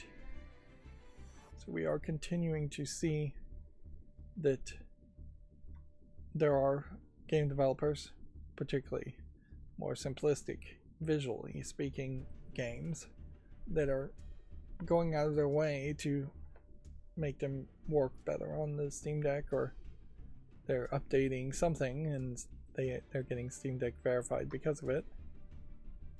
The Monster Catcher Cassette Beast has the Steam Workshop support in a new battle mode. Cassette Beast was one of the Pokemon clone games that may very well have competed against Pokemon, but even though it was overwhelmingly positive, I don't feel like enthusiasm followed it long enough. There's perhaps a lack of Japanese feel to it with these character designs, which kind of hurts it. There's perhaps some weirdness with the cassette element being in the name, and the monster mix and match function, where characters themselves are not as unique of characters as you would think.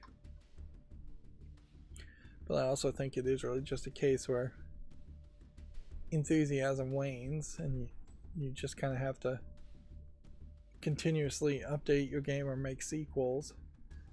In reality, if you were going to compete against Pokemon, you probably wouldn't have to make 3 to 5 sequel games over the course of 12 years just to slowly convince people that you're going to stay around and that you're a series worth playing.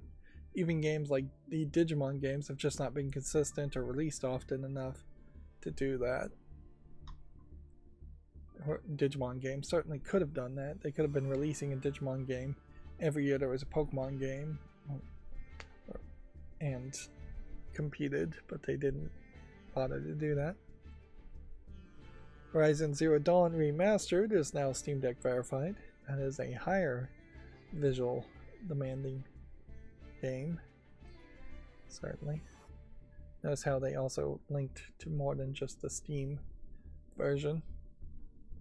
The reviews, though, are not particularly good still, in part because of PlayStation Network requirement, and in part I think because of other things.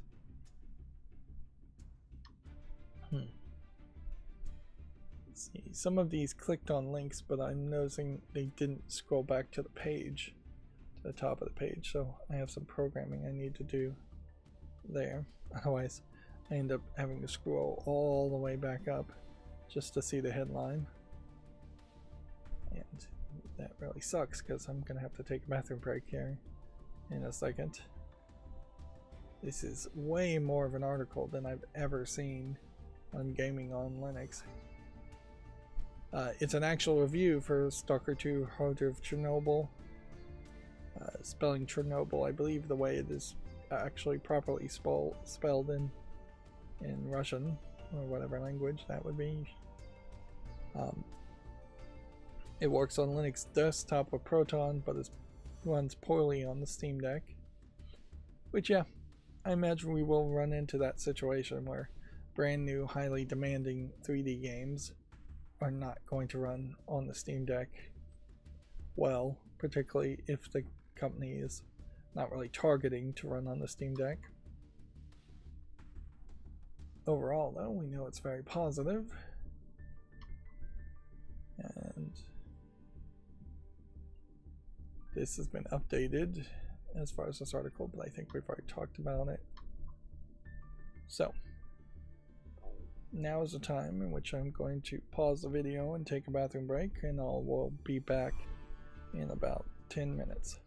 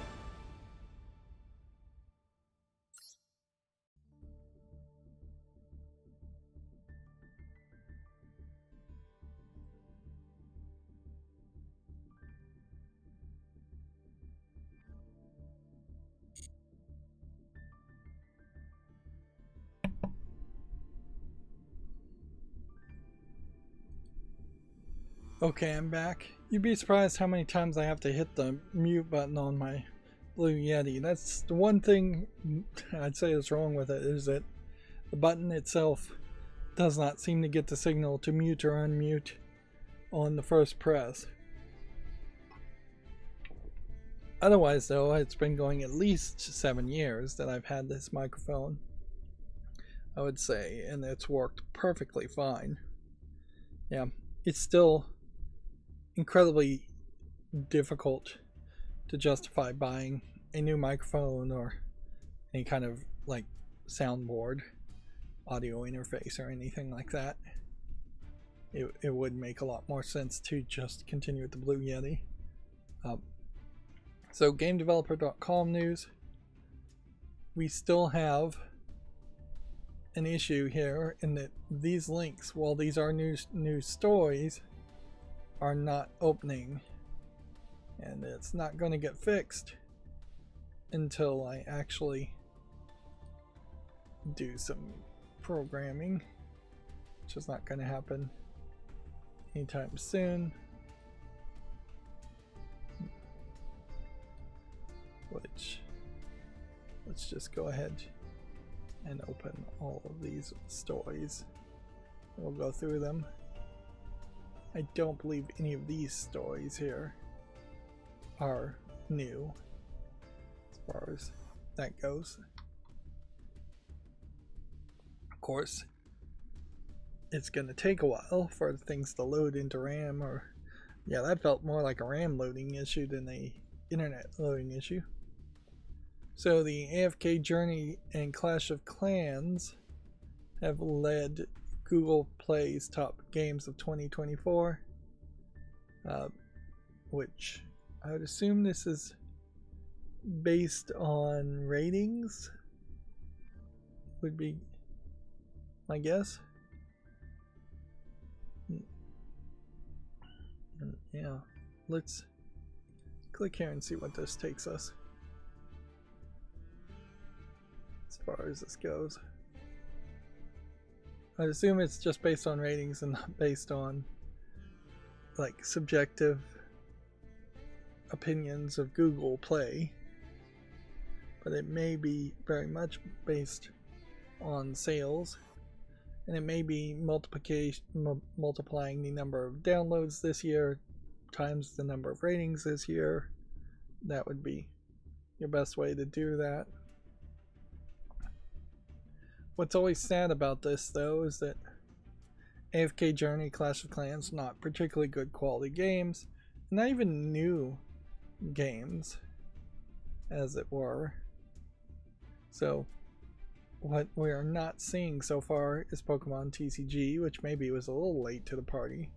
If they come down to Honkai Star Rail as far as the best ongoing game. Memento Mori is not being mentioned here.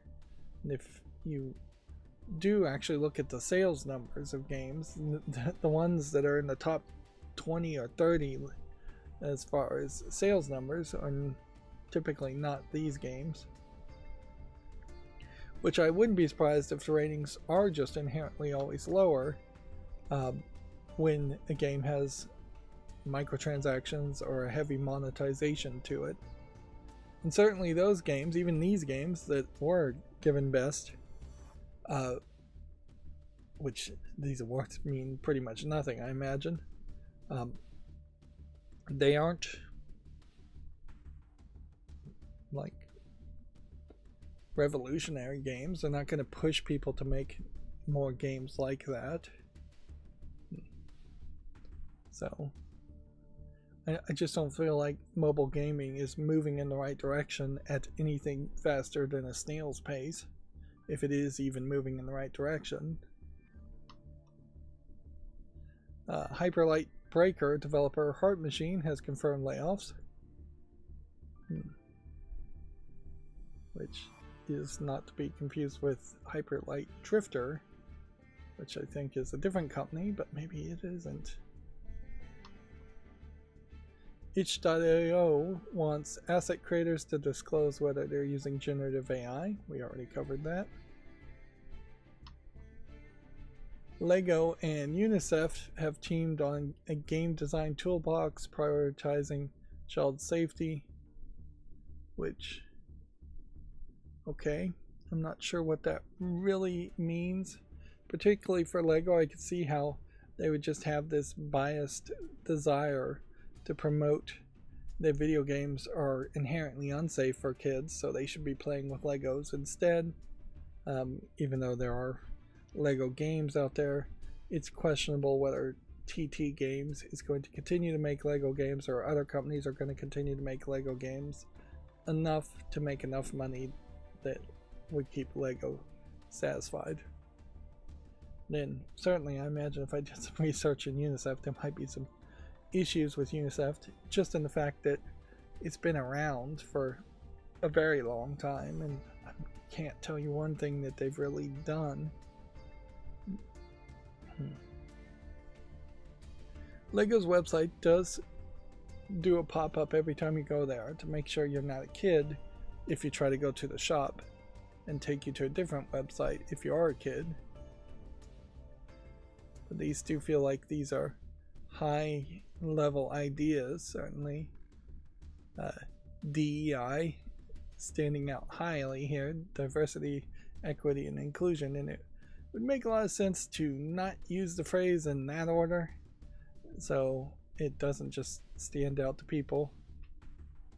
This may very well be Lego trying to get a better credit rating and with DEI elements, which it's worth pointing out, I think, that Lego, being a Swedish-based company, has very few actual employees, and while it might have a fairly high number of females, it definitely doesn't have a high diversity in the type of the race of people that it hires.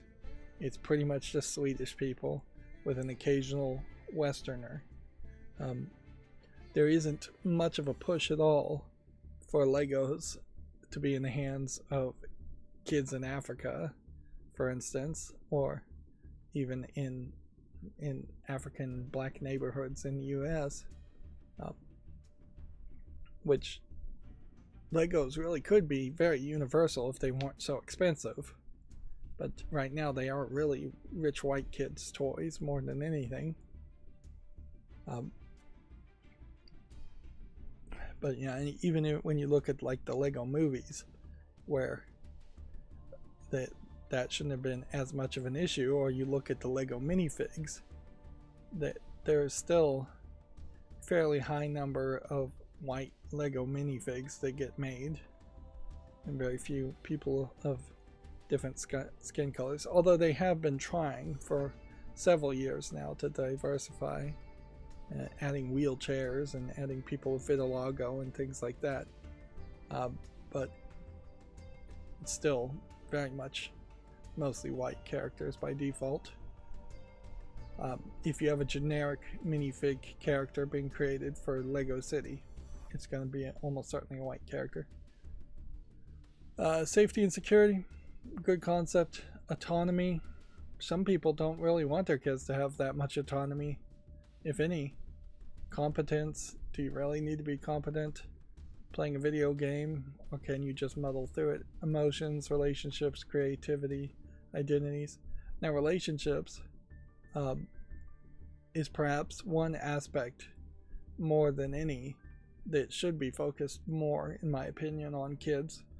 Certainly it is the case that kids just have all the opportunity in the world nowadays to not develop relationships, not interact with people face to face, not have any kinds of pre-romantic relationships, no cross-gender relationships, or even non-cross-gender romantic relationships. None of that is really encouraged in most cases, and then people wonder why new generations seem to be becoming increasingly involuntary celibate. But yeah, an announcement like this really is probably just going to be a lot of talk, with very little actual implementation. This toolbox, I think, is not any actual software concept at all. It's interesting they're going with this pixely art style that's not actually Lego.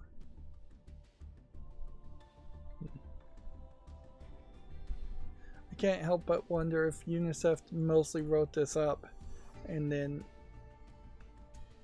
convinced Lego to co-sign it.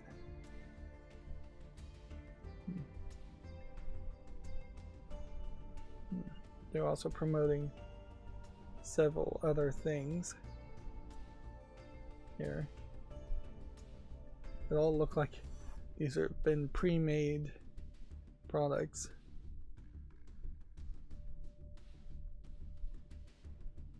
And I'm not sure how much of this really would apply to video games.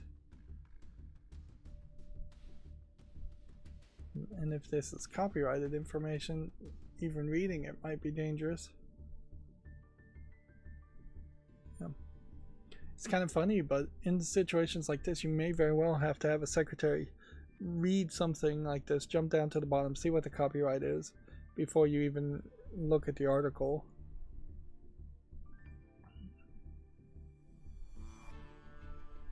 Yeah. It really doesn't feel like it's getting into the meat and potatoes. At least the FAQ part here isn't.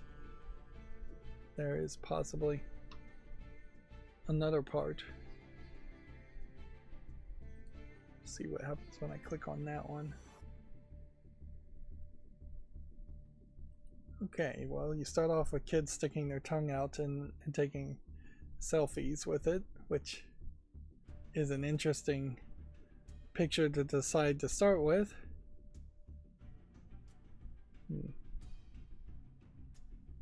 Yeah, every single kid here has a device in their hand in the photos. And I guess you just have to download the full toolbox to actually look at it.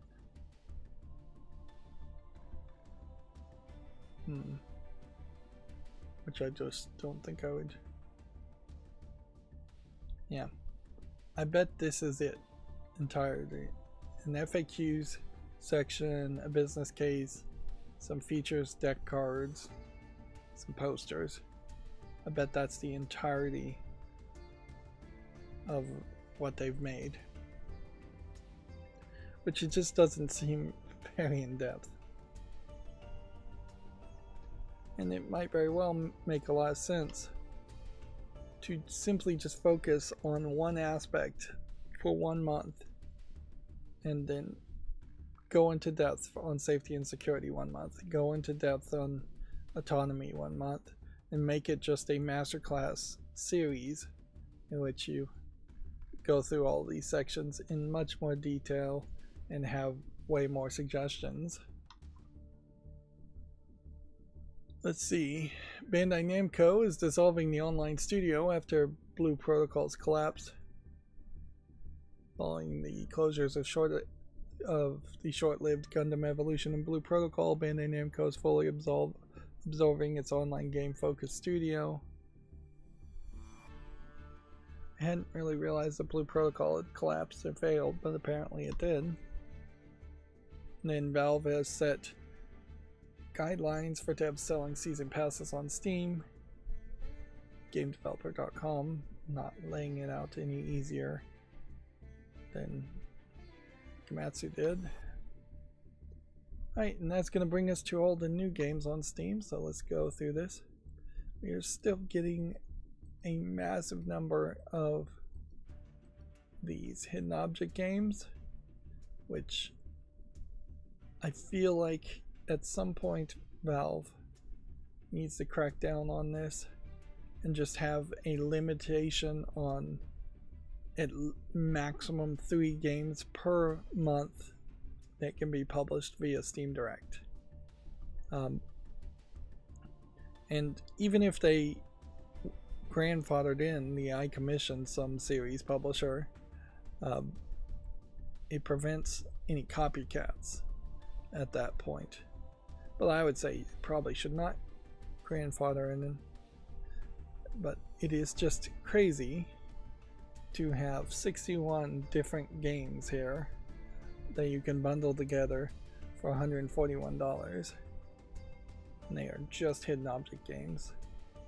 In fairness though, it does feel like these arts are being handcrafted or maybe AI generated, but it's just not.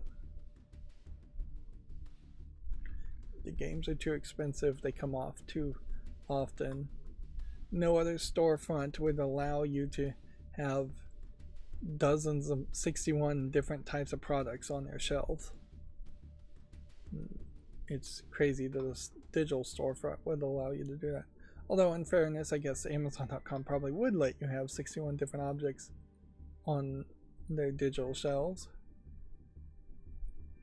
But I guess that also points to the problem with Amazon.com, and that it is full of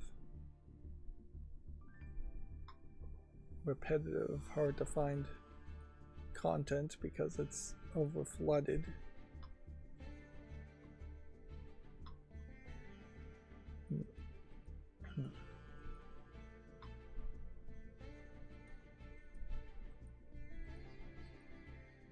Is a Pokemon clone of some kind. Looks like. Yeah, here's a looks like another visual novel thing. Yep, English not supported. Still nice to see Japanese only visual novels coming out, but I would like to see that eventually evolve into the translation actually happening. At the moment, it still does feel like, yeah, I'll give this a chance. If you're putting out a visual novel in Japanese only on Steam, there's a decent chance you're also admitting that you just don't have a lot of confidence in it. Yeah. It's a little early to have a game called There's No Santa. We haven't even gotten into the Christmas season yet. This one I've already made a follow list for. This is probably nothing, but I'll give it a chance.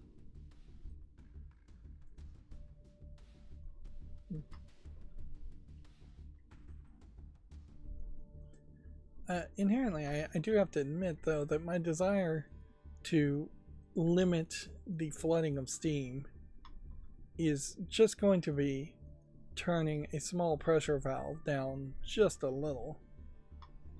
Like, there would still be hundreds of games getting released every couple of days. It would still be a argument, yeah, against things being allowed or things not being allowed. There'd still be a ton of garbage games. Eventually, you might squeeze the edges, implementing enough rules and limitations that only the best of the games actually get on Steam. I think that is very much what they were thinking about with the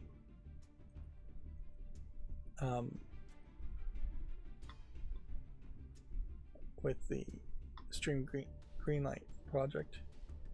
There's yet another game that's tagged with mature sexual content. And sure, I see this character has big boobs, but yeah. I almost just went right past that and made a YouTube short around it. Yeah, clearly my curation's still not working. Interesting anthropomorphic animal game. that doesn't inherently look like it's just a furry game. Even though you could certainly call it that.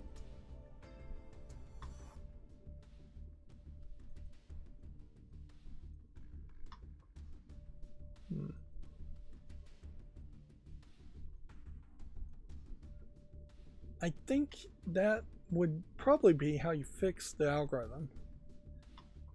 Come to think of it, that would be my thought. We're seeing an increase in Chinese live action games also. But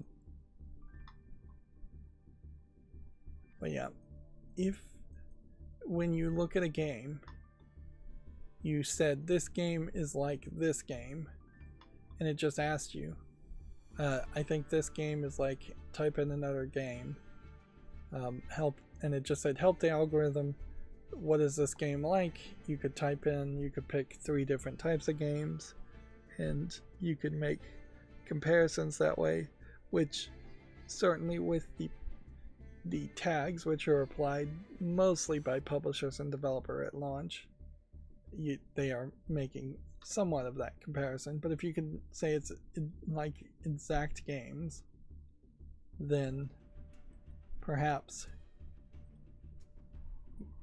that might trigger some red flags in the algorithm to say, hey, this game is not different enough to really justify being on Steam. Of course, I have several different thoughts as to ways you could squeeze down on this. If all of a sudden Steam Direct was $100 a year, even probably $100 a month makes more sense, then you would see a significant lack of low effort games coming to Steam, and then they would probably eventually die out, but also just go to other storefronts, which, let's face it, I don't even have to go to itch.io to tell you that it is full of very different games, very much lower quality games that you would never see on Steam.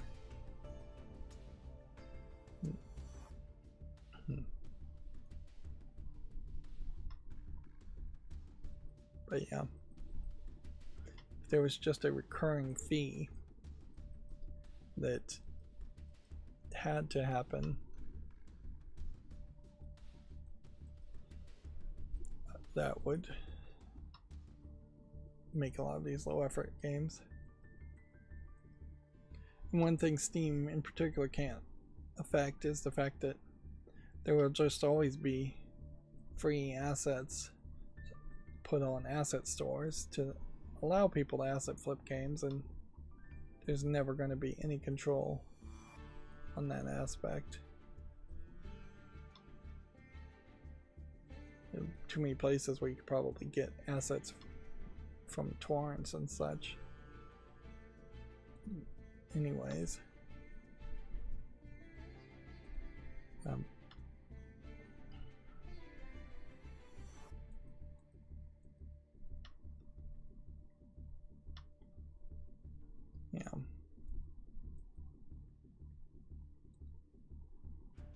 And see, something like this looks bad, but this is also something that looks different enough that you wouldn't want to see something like that just dismissed because of visuals.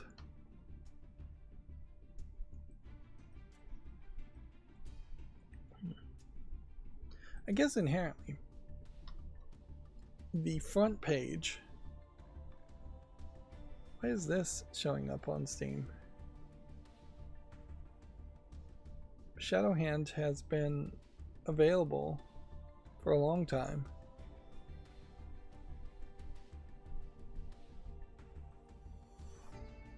So it's just relabeling itself as from Shadowhand to now Shadowhand Solitaire. Confused. Says I don't own the game. Is this some kind of remaster?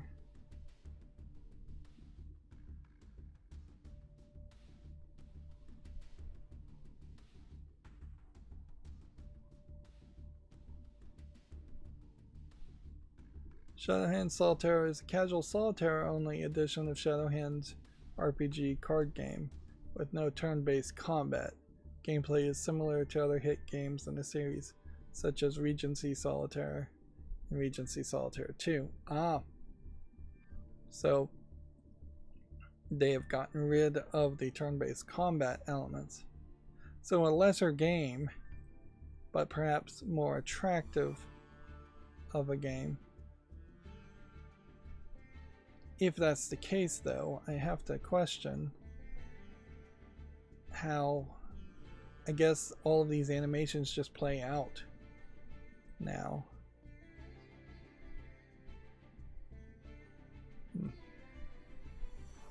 In fairness, I don't really feel like the turn-based elements were particularly good anyways around Shadowhand. Let's see if we can find Shadowhand and compare it. Where is it? Did they just straight up remove it? No, it's way down here.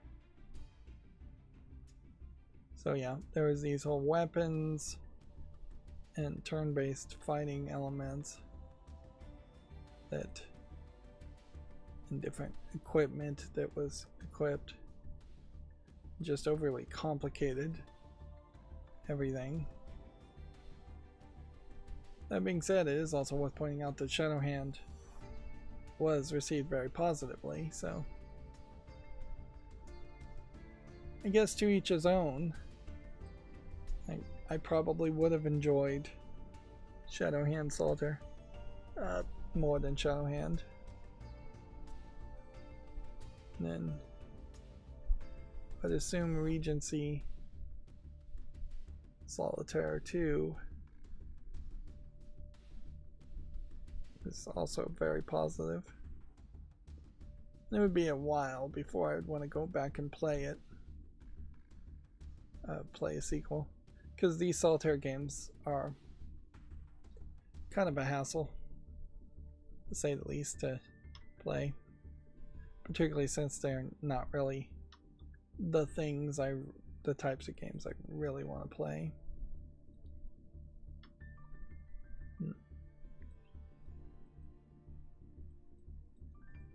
Yeah, I'm not sure I finished my thought, but yeah. If the front page was more connected with new games, if there was just 50% even, heck, let's go even down to like 10% of the front page was just devoted to absolute new games, then all of a sudden I think Valve would have to recognize the embarrassment that is games getting released on Steam consistently and handle it a little bit more.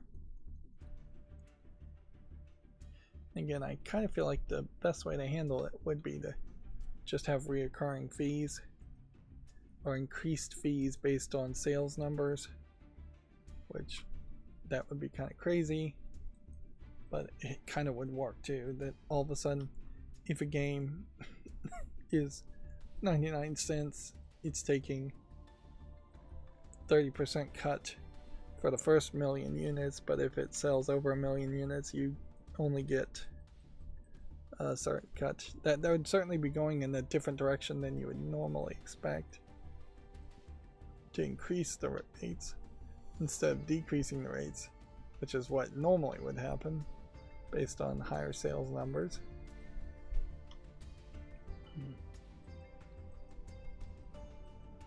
But yeah. I wouldn't even get that complicated. I would just say $100 a year, maybe $100 a month, reoccurring fee to be listed on Steam. That's very reasonable for anybody that actually, I guess this game may have come out of early access, but I don't think this is the same grocery store simulator game that Game Grumps is playing with. Which Game Grumps is still covering that, which I'm not sure how far they can go until they're just going to run out of things to do.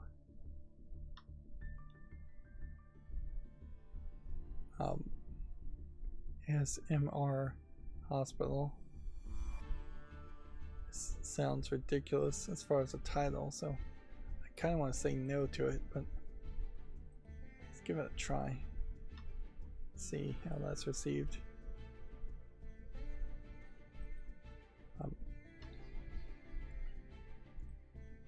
But yeah, $100 recurring fee to stay listed on Steam, plus a limitation on the number of games you can put out per month as one publisher. 3 games per month at most, probably closer to 1 game per month for Steam Direct. Those 2 rules would not really target anybody other than the absolute worst repetitive posters and the garbage posters. And certainly it would force them, the asset flippers in particular, to try and create more accounts of different publishers so that they could get more games flooding Steam. Yeah. And certainly that's a bigger internet issue that just needs to be addressed and talked about, is that there are just straight up operations happening for one reason or another, we don't really even have to say, where people, governments, whatever, are actively trying to flood the internet with stuff. They're just doing too much. And frankly, I have to admit, I am one of those guilty parties. My own YouTube page, full of 15,000 videos, is in part flooding my channel with content, whereas if there was some limitation there, my channel would have to work a lot harder. I would have to work a lot harder. Probably would just give up and not make any content if that was the case. But if I could only make a 10-minute video to review a game, that would be very, very difficult for me to figure it out and make content like that, even though I know if I did edit down all of my footage down to 10 minutes, it probably would be pretty decent 10 minutes of footage. Alright, well, I will double check the quality, although I'm not sure I can turn up the visual quality any higher on this. I don't know what else I would tweak. As far as the stream goes, though, 0.1% frames were dropped by the network, 607 out of roughly, I believe if I've got the decimal places right, 500,000 frames, so in insignificantly small numbers. There was 198 frames that were dropped because of rendering lag, which is 0.0%. So everything seemed to work very well today. The only thing though is I could go back and watch the video and it could still be very blurry and ugly, and if that's the case, then I don't know what else to do to improve it, and I wonder if maybe that was always the case. The only thing to change would be to go back to constant bitrate at that point and just force a constant bitrate at 700 kilobits and see if that's good enough to get it slightly above 600 kilobits. Anyways, that's going to be it for this stream. As always, I ask you to like, share, subscribe, comment, and keep on watching. Thanks.